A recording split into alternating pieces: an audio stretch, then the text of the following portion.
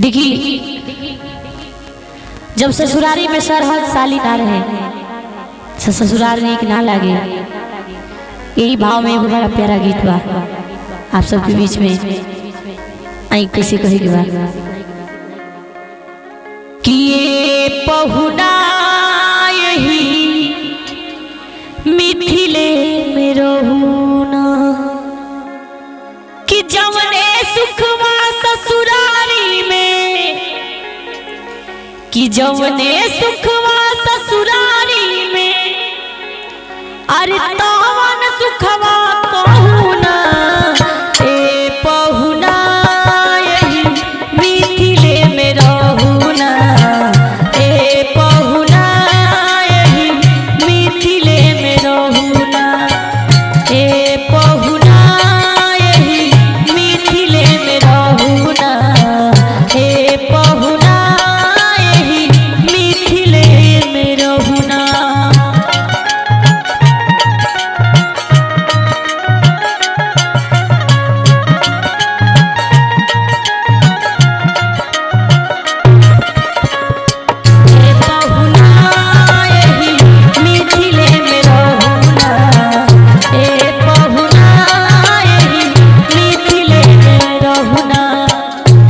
साली कहतरी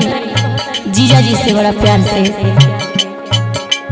रोज सवेरे अब टटमल के भीतर से नहवाई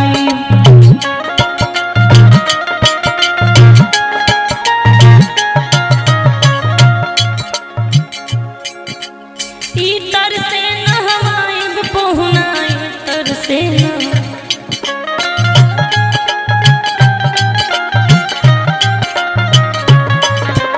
रोज सवेरे अब टटमल के भीतर से नहवाई इतर से नहवाई पहुना इतर से नहवाई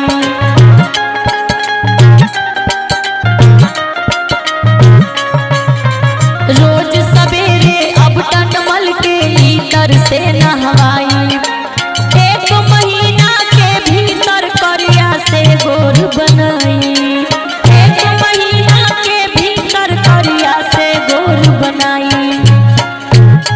साली कहतरी झूठ कहत ना बानी तनिको झूठ कहत ना बानी तनिको मौका एगो देहुना ए पहुना यही मिथिले में रहूना ए पहुना यही मिथिले में रहूना।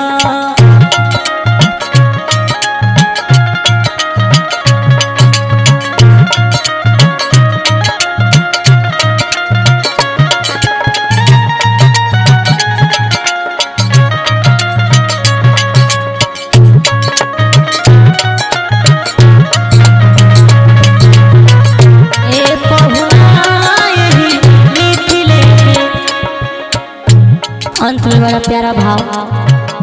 कहतरी साली सरहद नित नम नित मन भावन व्यंजन पर सब कंचन थाली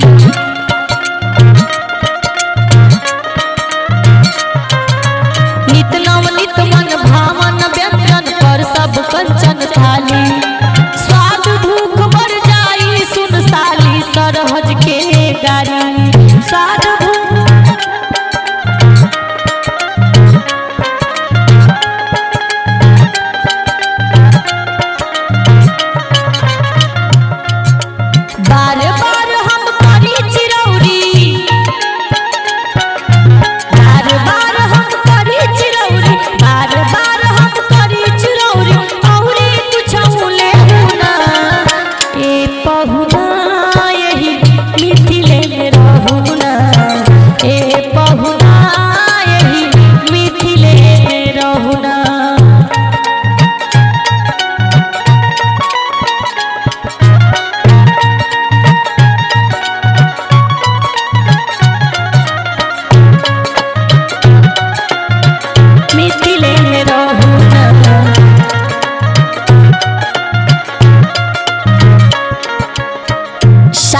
सहेली के नाम पकड़ के जीजा से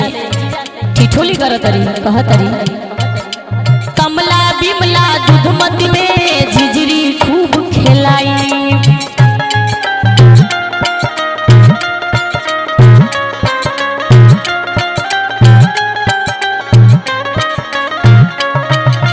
कमला बिमला दूधमती में झिझरी खूब खिलाई सावन में कजरी गागा के झूला खूब खिलाई